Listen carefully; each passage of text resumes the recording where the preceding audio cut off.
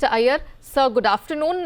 धन्यवाद आपका जी बिजनेस के लिए समय निकालने के लिए। सर सबसे पहले तो नतीजों पर ही बात करेंगे, उसके हाइलाइट्स बताइए सर, क्योंकि एनआईआई हमने देखा है बीती क्वार्टर में सपाट रहा है, प्रॉफिट एस्टिमेट से नीचे रहे हैं, हालांकि आपकी एसेट क्वालिटी में सुधार जरूर दिखा है, क्या कारण रहा है सर?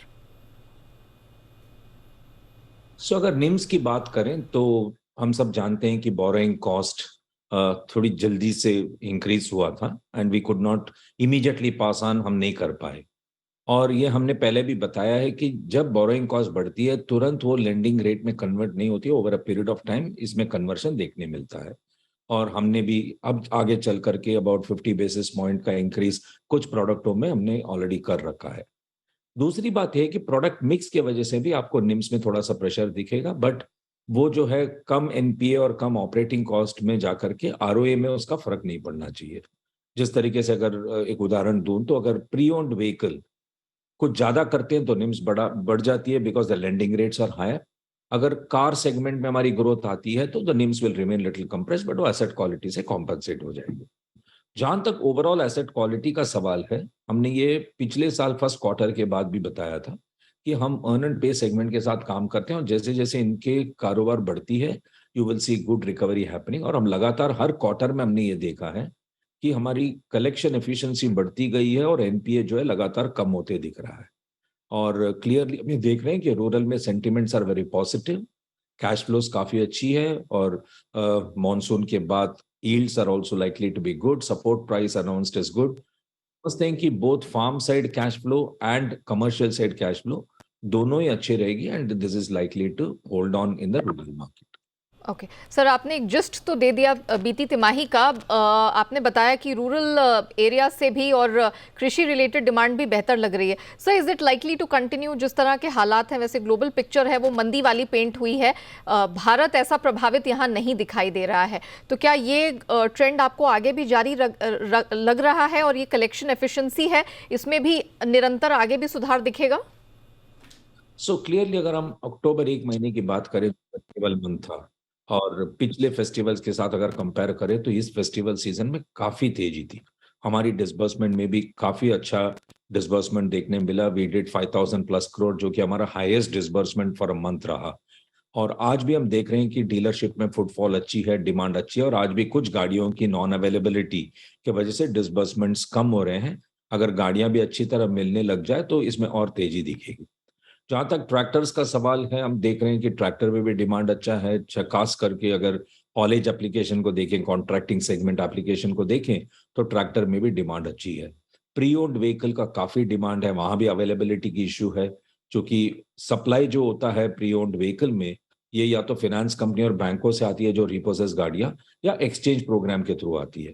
चूंकि हमारे सबके कलेक्शन काफी अच्छा है, रिपोजिशन करने की इतनी ज्यादा जरूरत नहीं है, तो इसलिए सप्लाई में थोड़ा सा कमजोरी दिख रहा है जहां तक प्री ओन्ड का सवाल है, बट डिमांड काफी अच्छी है। तो हम समझते हैं कि आगे चलते हुए डिमांड में कोई इसका ज्यादा फर्क नहीं पड़ना चाहिए, अच्छा तेजी रहेगा। ओके जहां तक कलेक्शंस का सवाल है, अभी अभी मैंने बताया, tourism is at its best, schools are in operations, people movement is very good, infrastructure में काफी अच्छा काम हो रहा है। तो सारा ही एसेट्स जो है इसके डिप्लॉयमेंट काफी अच्छी है और इसके कैश फ्लो में काफी सुधार देखने मिला है। और मंथ ऑन मंथ हम देख रहे हैं हमारी कलेक्शन एफिशिएंसी भी अच्छी है और हम नहीं आगे हम ये नहीं देख रहे हैं कि इसमें कोई कमजोरी होने वाली है। यू विल सी कि कलेक्शन एफिशिएंसी होल्ड अप और एसेट क्वालिटी जो है मेंटेन रहेगा। अच्छा sir, if I am not wrong, इसी हफ्ते इनफैक्ट 23 नवंबर को आपने एक प्रेस रिलीज दिया था जिसमें ये बात सामने आई थी कि आपने 5 जो मोबिलिटी प्लेयर्स हैं उनके साथ एमओयू साइन किया है तकरीबन electric 3 wheeler electric vehicle delivery के लिए, जो ये लीज की जाएंगी vehicles for next 6 months. Sir इसके बारे में हम आपसे जानना चाह रहे थे कि एग्जैक्टली क्या है ये डील और इसका पोटेंशियल आपको किस प्रकार से अनफोल्ड होता दिख रहा है? ठीक है, हम हमेशा ही लीडिंग फाइनेंशियल रहे हैं 3 व्हीलर में और हम उसी पोजीशन को आगे बढ़ाते हुए 3 व्हीलर इलेक्ट्रिक व्हीकल में भी हमारा पोजीशन जो है लीडरशिप पोजीशन है। और ये जितने भी पार्टनर्स के साथ हमने साइन अप किया है, ये सारा ही पार्टनर जो है गाड़ियां लॉजिस्टिक्स में लगाते हैं, लास्ट माइल मोबिलिटी में लगाते हैं और हम समझते हैं कि ये एक अच्छा एक अपॉर्चुनिटी है फॉर ग्रोथ। इस वजह से हमने जो है ये एमओयू साइन किया है काफी पार्टनरों के साथ, और हमारी वॉल्यूम्स इससे अच्छा रहेगा। और दूसरी बात ये कि इलेक्ट्रिक व्हीकल में आज फाइनेंसिंग लोग थोड़ा सा सोच समझ के करते हैं, क्योंकि आज तक उसकी रीसेल की एस्टैब्लिश नहीं हुआ है, तो उसमें एक पोजीशन लेना जरूरी है। और हम चूंकि काफी टाइम से इस काम में लगे हैं और हम थ्री व्हीलर में एक स्पेशलिस्ट भी रहे हैं, तो हम समझते हैं हमारे लिए एक अच्छा अपॉर्चुनिटी है। Okay, very well sir. थोड़ा एनपीएस पे बात कर लेते हैं। इस फ्रंट पर हमने देखा है काफ़ी सुधार देखने को मिला है, और इनफैक्ट कई तिमाहियों के हम जब नंबर्स यहाँ पर रेफर कर रहे थे तो देखा कि लगातार 13.5% से घटकर 8% पर आए, फिर 7.25% पर ये आ गए। तो एक क्लियर डिक्लाइनिंग ट्रेंड कुछ तिमाहियों का दिखा है। Is it likely to continue, और आने वाले 2 क्वार्टर्स में, यानी कि ये वित्त वर्ष खत्म होने तक, आप इसे कहाँ जाता हुआ देख रहे हैं? क्या रेंज हम यहाँ से गोइंग फॉरवर्ड एक्सपेक्ट करें? सबसे पहले तो ये समझना जरूरी है कि रूरल के लिए सेकेंड हाफ हमेशा ही काफी अच्छा रहता है। अगर आप हमारी पास्ट कोई भी ईयर की एनुअल रिपोर्ट देखें तो आप देखेंगे कि फर्स्ट एंड सेकेंड हाफ में काफी डिफरेंस दिखेगा, और सेकेंड हाफ में कलेक्शन एफिशिएंसी काफी अच्छी रहती है और एनपीए भी काफी कम हो जाता है। हम उसी तरीके का ट्रेंड इस बार भी देख रहे हैं। जैसे मैंने शुरू में बताया था कि even yields are likely to be good, support price is good, the festival season was very good, tourism is at its best. तो हम ये देख रहे हैं कि कलेक्शंस काफी अच्छी रहेगी, और जो हमारा एनपीए है इससे घट के आगे और कम दिखेगा फॉर श्योर। आप इस पर भी ध्यान देना जरूरी है कि in spite of reducing NPA trend, हमने हमारा कवरेज रेशियो कम नहीं किया है। आज भी हमारी coverage ratio on NPA about 58% और हमारी नेट एनपीए जो है बिलो 3% है। सो काफी कुछ हमने प्रोवाइड भी कर लिया है। तो क्लियरली एक इंडिकेशन है हमारी एसेट क्वालिटी क्लियरली कलेक्शन के थ्रू सुधरता भी दिख रहा है, और हमने हाई प्रोविजन रख करके हमारी नेट एनपीए को भी काफी कम रखा है। और क्लियरली यही ट्रेंड दिख रहा है। हमने अक्टूबर का नंबर भी अनाउंस किया था, जहां भी हमने देखा कि एनपीए में कोई इंक्रीज नहीं हुआ है, और अब जब कैश फ्लो सुधर जाएंगे और क्लियरली डिक्लाइनिंग ट्रेंड दिखने मिलेगा।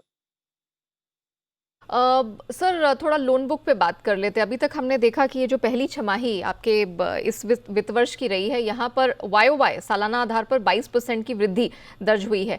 क्या इसी तरह का ट्रेंड आप इस दूसरी छमाही में, आखिरी छमाही में भी कंटिन्यू होता हुआ देख रहे हैं, या उसके लिए कुछ अलग टारगेट है? अगर हम अक्टूबर एक महीने की बात करें, 5,000 करोड़ की हमारी डिसबर्समेंट रही है, और पहले कहीं कहा था कि इस क्वार्टर में एक 10,000 करोड़ तक का डिसबर्समेंट मेंटेन करना बहुत मुश्किल वाला काम नहीं होगा। और यही ट्रेंड हम आगे भी देखेंगे, क्योंकि डिमांड काफी अच्छी है और अभी तक हमने गाड़ियों का कीमत बढ़ते नहीं देखा है। तो एक बार अगर थोड़ी सी गाड़ी की कीमत भी बढ़ जाती है तो सेम वॉल्यूम का disbursement will be much higher. तो about 10,000 crore per quarter disbursement आगे भी हमें दिख रहा है। अगर ये ट्रेंड हम मेंटेन करते हैं तो ये डबल डिजिट ग्रोथ जो हमने एयूएम में देखा है ये रहेगा आगे भी। अच्छा सर, मैं सितंबर रिलेटेड, सितंबर 2002 जो आरबीआई का एक डायरेक्शन था जिसमें एमएनएम फाइनेंशियल को उन्होंने रिकवरी एजेंट्स को आउटसोर्स करने से रोक लगाई थी। सर, मैं अभी ताज़ा स्थिति इस पर जानना चाहती हूँ, क्या अपडेट है, अगर आप बता सके दर्शकों को। नहीं तो ये जो हम हमारे ऊपर रोक थी for repossessing vehicles through outside agents और रिपो एजेंट्स, ये हमने स्ट्रिक्टली फॉलो किया है, इसमें कोई दो राय नहीं है। लेकिन ये जरूरी समझना जरूरी है कि अक्टूबर से मार्च जो है कैश फ्लो मंथ्स रहते हैं, और यहाँ पे वैसे भी कम रहता है रिपोजिशन। और इस वजह से जो है इस offer जो हमें मिला कि हम रिपोजेस आउटसाइड एजेंसी से नहीं कर सकते हैं, इसका असर कम है। लेकिन ये बिजनेस में रिपोजिशन थ्रू आउटसाइड एजेंसी करना बहुत जरूरी है, क्योंकि ये सब स्पेशलाइज्ड एजेंट्स हैं और यही समझते हैं और जानते हैं कि किस तरीके से रिपोजिशन किया जा सकता है। आज की स्थिति ऐसा है कि हमने कुछ हमारे प्रोसेस को हमने रिविजिट किया है, और हम लगातार सारा प्रोसेस फॉलो करते रहे। लेकिन इसके बाद भी हमेशा सुधार का एक अपॉर्चुनिटी रहता है। जब कभी भी ऐसा एक मौका आता है तो हमने भी देखा है कि हमें किस तरीके से रिपोजिशन एजेंट को अपॉइंट करना चाहिए, उनकी कैसे रिव्यू की जानी चाहिए, उन्हें किस तरीके का ट्रेनिंग दिया जाना चाहिए, हम इंटरनली क्या एमआईएस इसके लिए रखना चाहिए और कैसे हम उसको हैंडल करेंगे, ये सब हमने भी किया है। और हम समझते हैं कि आगे चल के हमें परमिशन मिल जाएगी आगे इसका रिपोजिशन करने का। हम लगातार इसमें सुधार लाने की कोशिश करेंगे और करते रहेंगे। सर, हम आपसे जानना चाह रहे थे कि काफ़ी एम्बिशियस विजन रखा है साल 2025 के लिए। दो ग्राउंड्स पे मैं ऐसा आपसे सवाल पूछ रही हूँ। पहला तो ये कि एयूएम ग्रोथ दुगने करने की बात हो रही, 2 टाइम्स, और प्लस नए बिजनेस का कंट्रीब्यूशन 5 से बढ़ाकर 15% करने की बात। सर, मैं जानना चाह रही थी कि कंपनी का कन्विक्शन कहाँ से आ रहा है इस प्रकार के नंबर्स अचीव करने को लेकर? अगर आप देखें तो लास्ट 2 या 3 ईयर से रूरल वॉज लिटिल डिस्टर्ब्ड, फिर कोविड से काफी डिस्टरबेंस रहा, और इस साल की अगर बात करें तो आपने काफी टर्न अराउंड ऑलरेडी देख चुके हैं। अगर हम 20-22% से ग्रो कर रहे हैं तो इसी ग्रोथ रेट को हमें मेंटेन करना होगा आगे, हम अगर डबलिंग ऑफ बैलेंस शीट की बात कर रहे हैं तो। और जहां तक 15% हम नॉन व्हीकल सेगमेंट की बात कर रहे हैं, we are already active in the SME space, जो कि हम पहले करते थे, कुछ हमारा काम स्लो हुआ था उसमें। अब हम देख रहे हैं कि एसएमई स्पेस में काफ़ी ट्रैक्शन है, और हम समझते हैं कम से कम 10-12 हज़ार करोड़ का बुक हम जो है 3 साल में उसमें बना लेंगे। जहाँ तक लोन अगेंस्ट प्रॉपर्टी एक न्यू प्रोडक्ट है, हम अर्बन प्लेयर नहीं रहे, हम हमेशा ही सेमी अर्बन रूरल प्लेयर रहे हैं, और आज हम देख रहे हैं कि रूरल मार्केट में ट्रेडर्स, कॉन्ट्रैक्टर, इन तरीके के सेगमेंट से उन्हें रिक्वायरमेंट आ रही है लोन अगेंस्ट प्रॉपर्टी का। तो ये एक हमारी सेगमेंट रहेगी जहां हम एक्टिवली पार्टिसिपेट करेंगे। तीसरा सेगमेंट है स्मॉल टिकट लोन, जो हमने हमारी डिजिटल लेंडिंग स्मॉल टिकट का हमने जो लॉन्च किया था, वो अब हमारी पूरी तैयारी उसमें हो चुकी है। Technologically we are ready, a large customer base है जिसको हम देना चाह रहे हैं स्मॉल टिकट लोन, और यहाँ भी हमें जो है ग्रोथ मिलेगा। अगर ये 3 प्रोडक्ट को मिलाकर देखें तो clearly about 12-15% of the growing balance sheet will come from the non vehicle segment. जहां तक आगे 3 साल का सवाल है, वी आर एक्सपेक्टिंग कि vehicle tractor growth will maintain at least 8-10% growth overall. अगर जी। उस ग्रोथ में अगर हम अपनी मार्केट शेयर मेंटेन करें और थोड़ा सा उसमें इंप्रूवमेंट भी आ जाए, तो क्लियरली वहां भी 15-20% की ग्रोथ है। ये दोनों को मिला करके हम कॉन्फिडेंट है कि हमारी जो एसेट ग्रोथ है वो डबल हो जाएगी over a period of 3 years. Valid point sir. Ramesh Iyer sir, thank you so much हमारे साथ जुड़ने के लिए, ना सिर्फ तिमाही नतीजों पर क्लैरिफिकेशन देने के लिए, बल्कि आगे की जो ग्रोथ प्लान है आने वाले तिमाहियों के, आने वाले सालों के, वो भी दर्शकों के सामने पूरी सफाई से रखने के लिए। Thank you so much sir.